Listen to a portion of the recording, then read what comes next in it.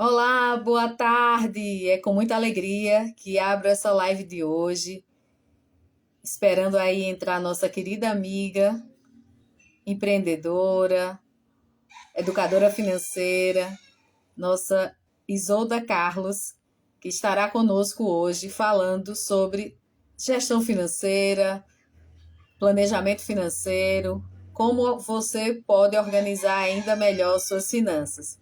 Então, vamos aguardar aí nossa convidada especialíssima, nossa amiga Isolda Carlos.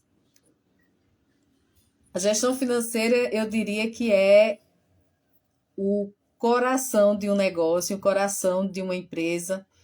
E com certeza, se esse coração não estiver bem, não for bem planejado, não for bem gerenciado, não tem como sobreviver.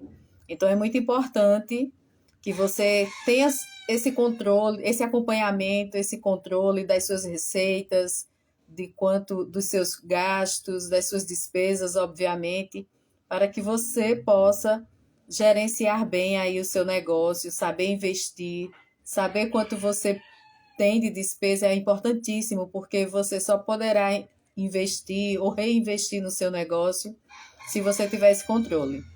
Então, vale a pena estar conosco nessa live de hoje. É uma live imperdível.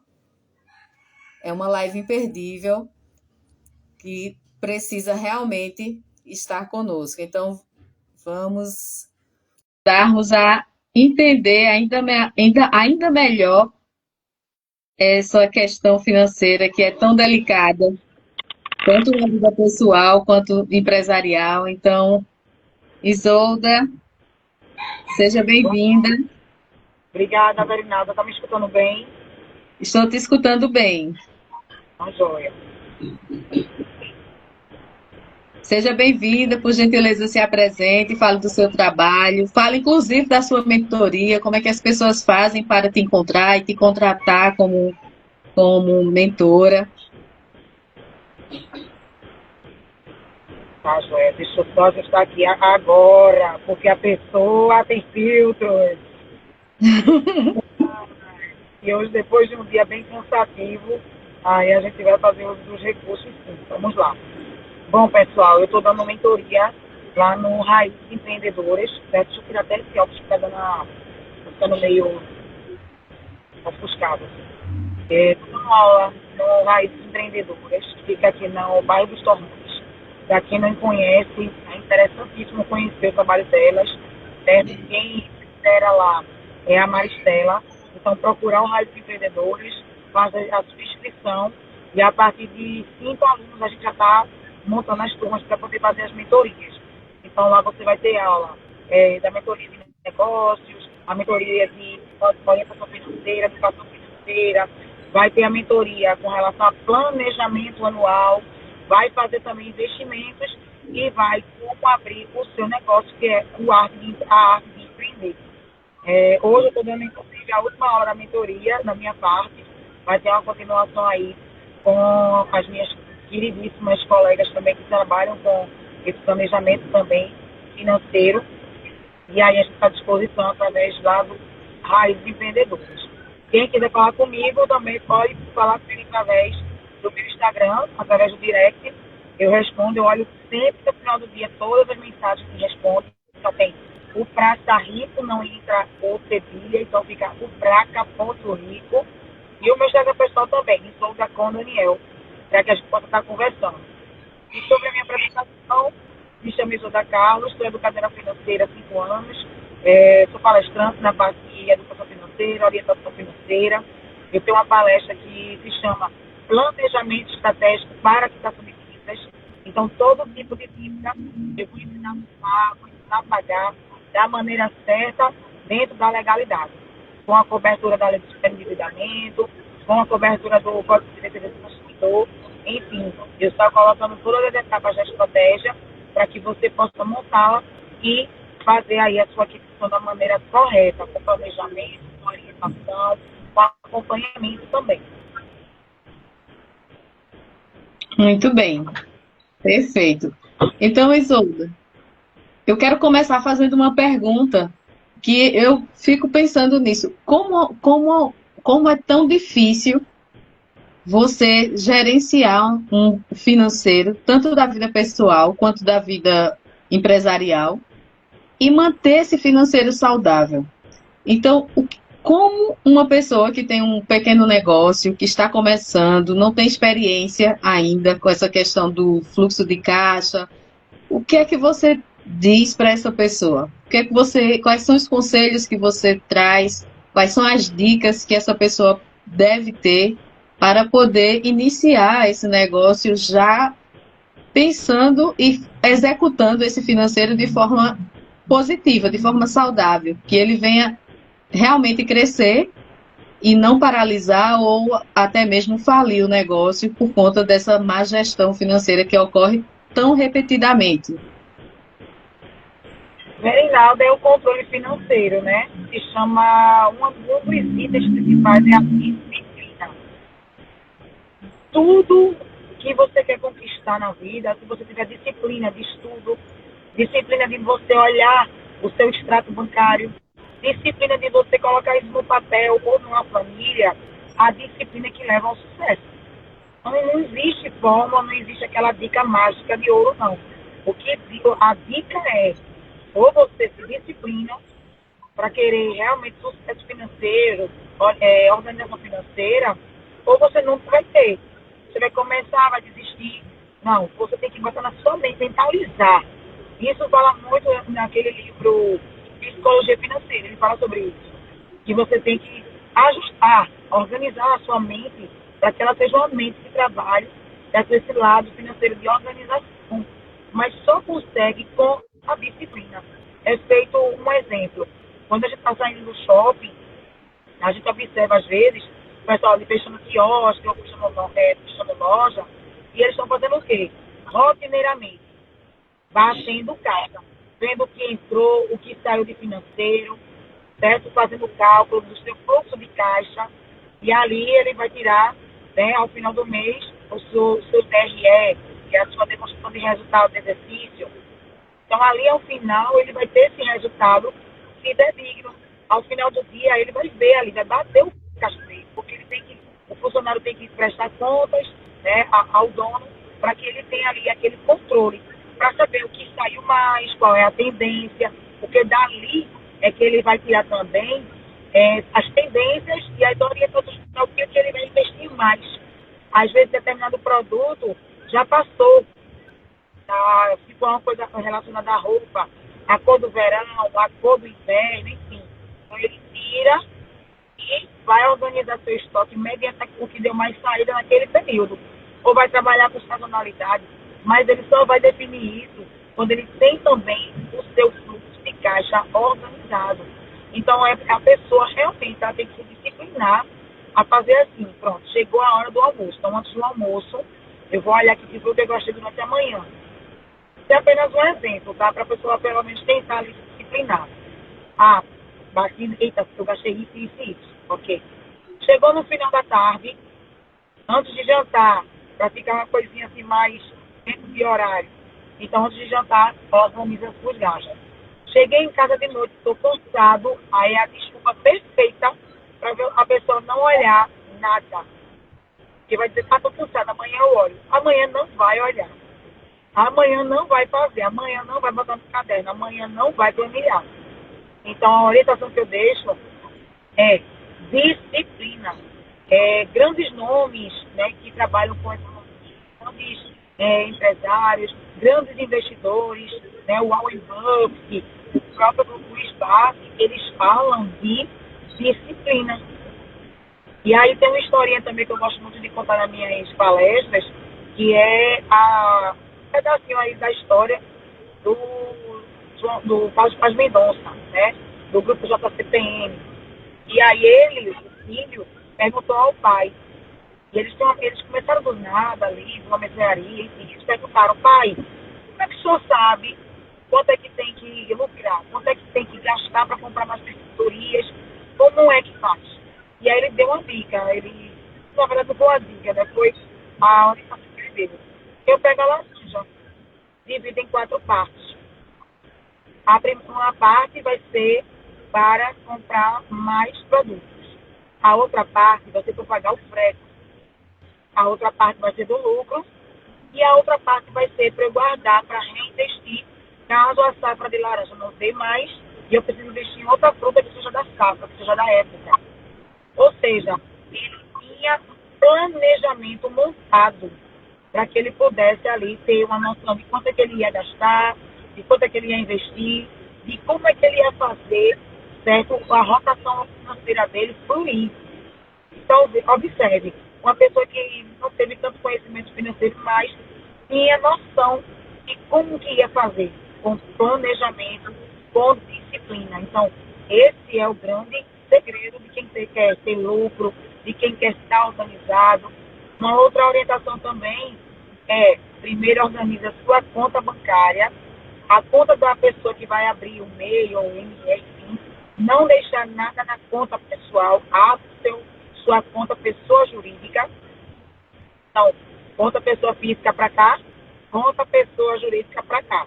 Então, nada de misturar essas contas. Os valores, eles têm que ser colocados de forma diferenciada.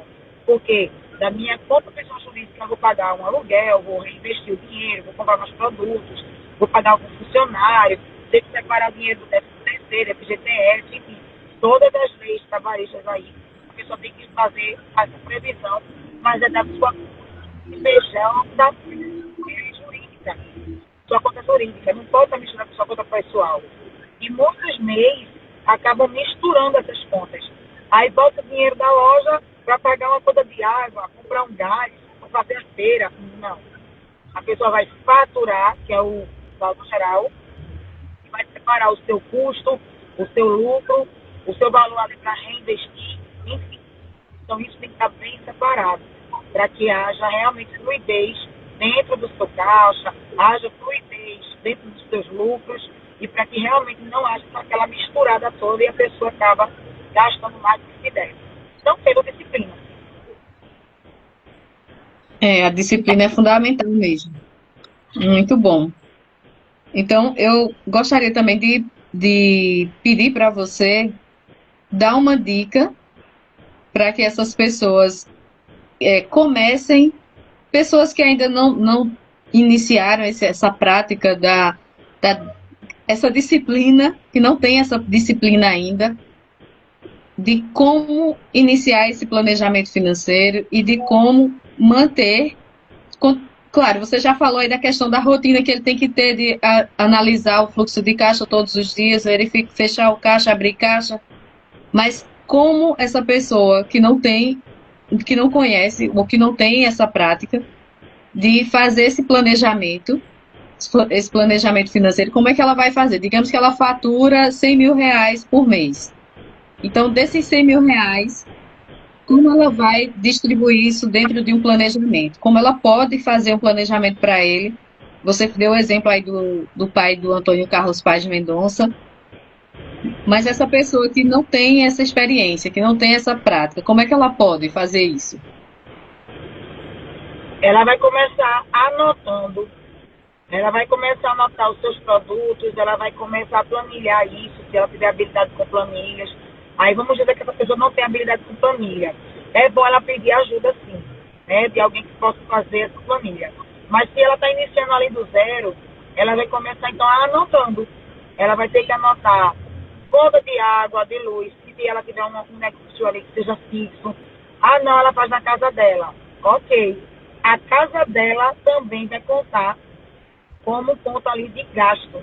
Então, qual é o ambiente da casa que ela utiliza para vender seus produtos?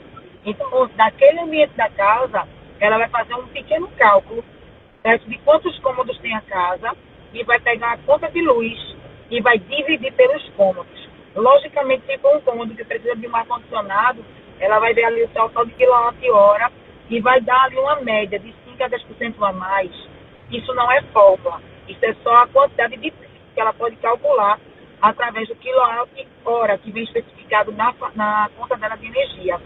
Porque mesmo que a pessoa, mas na minha casa, o negócio na minha casa eu tenho que pagar. Tem. Dentro do seu faturamento, você tem que separar o valor de pagar a conta de água, de luz, que você está utilizando da sua residência. a internet que você usa da sua residência. E tem gente que não coloca isso nos gastos, está errado. Você tem que calcular como se fosse um negócio seu físico, sim. Certo? Logicamente não vai ser um valor, um montante geral, às vezes, de um aluguel de ponto comercial. Mas isso precisa ser anotado e calculado.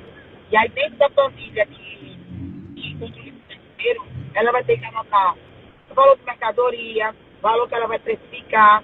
E aí, a precificação, ela tem que colocar o valor do deslocamento, vamos dizer que ela seja uma vendedora de roupas. Então, houve um deslocamento dela até lá, o Caruaru, enfim, ou Santa Cruz. Quanto foi esse deslocamento, manutenção, foi o carro próprio dela, ou se ela foi de excursão, quantas passagens.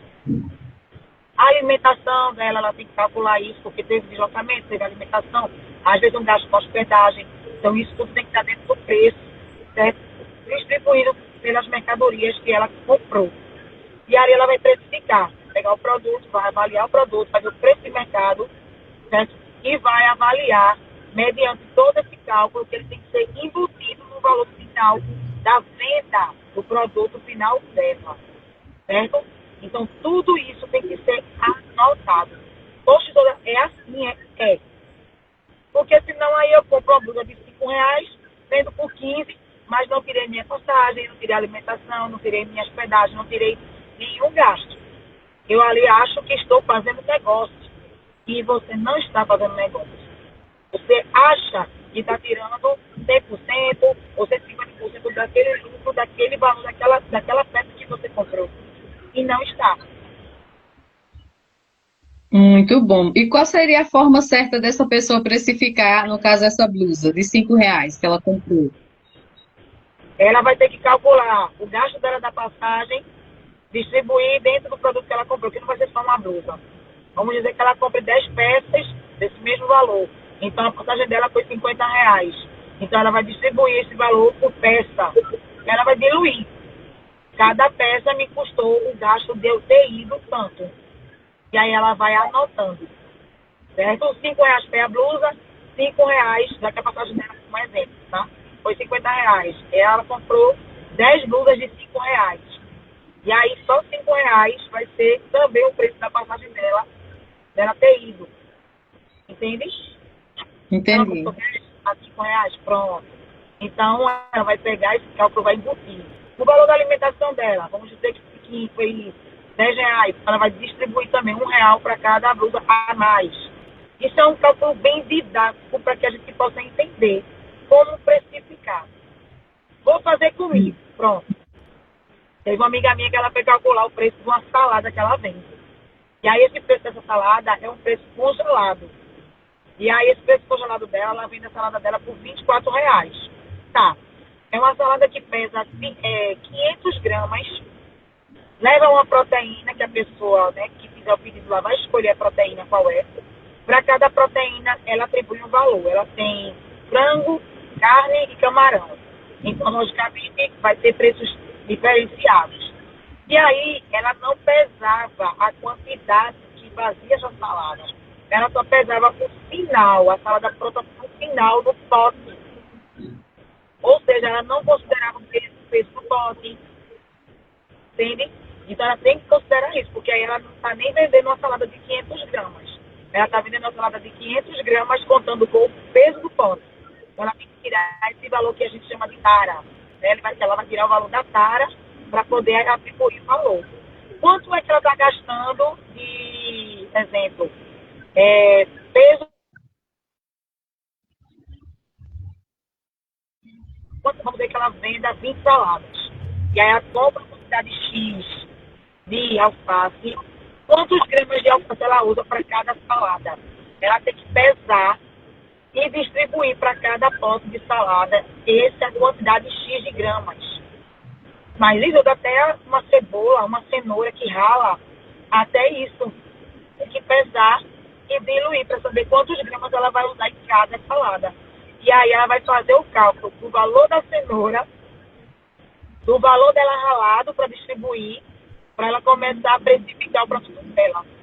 Mas, minha querida Berinalda, no final a salada dela saiu de 24, R$28 aí, mais ou menos, para quase R$34, R$32. a depender da proteína, porque ela também precificava dessa forma. Então, precificação é isso. É você pegar o seu produto e dividir ele todinho de acordo com o peso, se for comida mesmo, a precificação é um pouquinho mais trabalhosa. Mas quando você botar isso numa planilha de Excel, você consegue destrinchar tudinho isso. Então fica muito mais fácil você destrinchando, você colocar os valores, você começa a ter uma, vamos dizer assim, um valor melhor para você comercializar seu produto. Então, é dessa forma que se especifica, da forma correta. Entende? Muito bom. A precificação é um grande problema para muitos empreendedores. Porque, é como você disse, sempre tem algum detalhe que as pessoas não incluem. No caso dessa pessoa da salada, você deu alguns exemplos e, obviamente, tem muitos outros exemplos de pessoas, principalmente microempreendedoras e microempreendedores, que estão iniciando um negócio e que não têm experiência ainda para lidar com o coração da empresa, que é o financeiro. Então, Exatamente.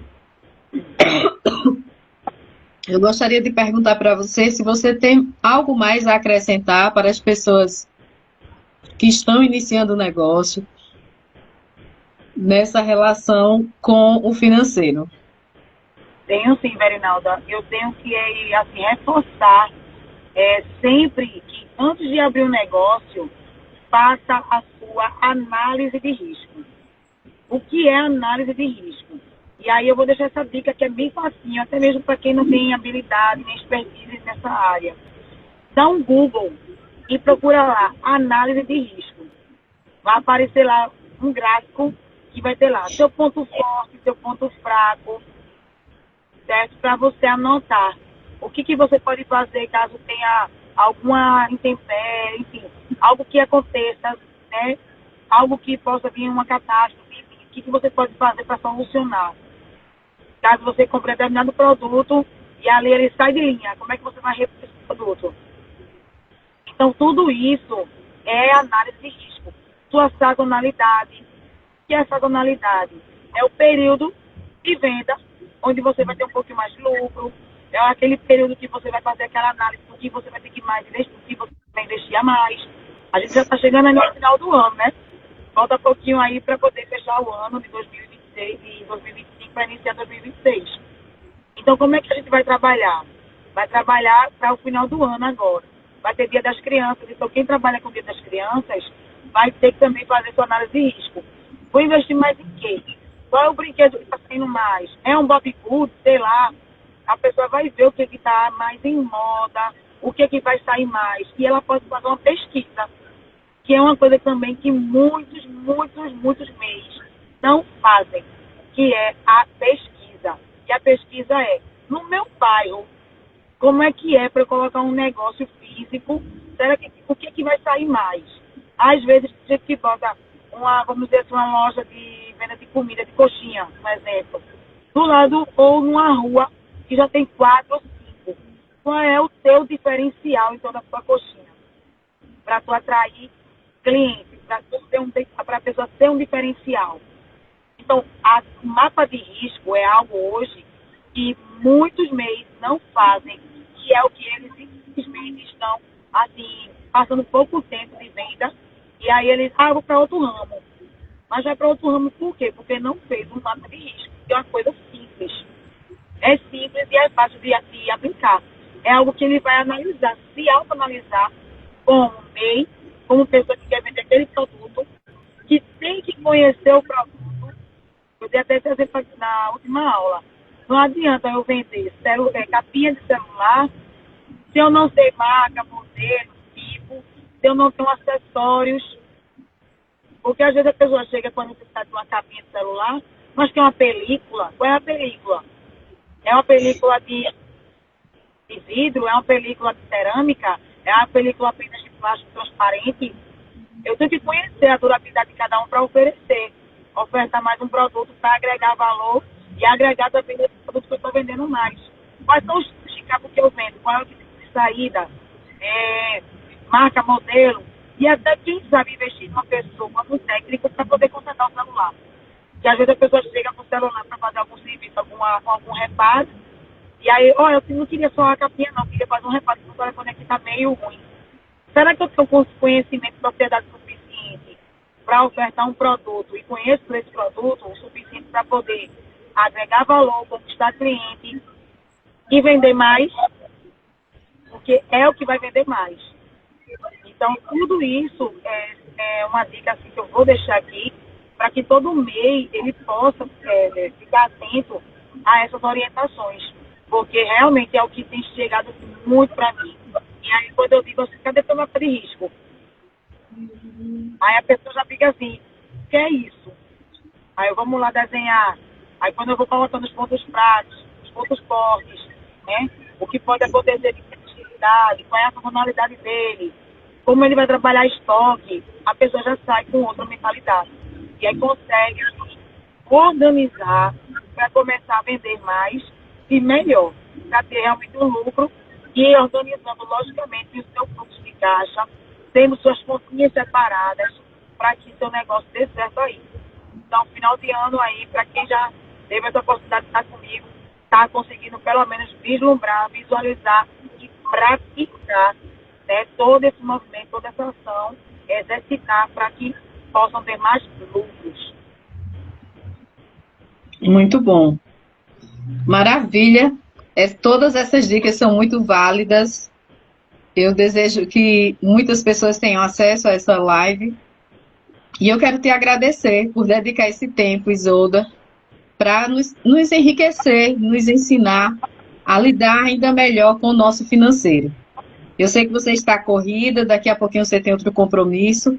Eu te agradeço e vou deixar que salve essa live para que outras pessoas também possam acessá-la e, consequentemente, aprenderem aí a lidar com o coração dos negócios, que é o financeiro.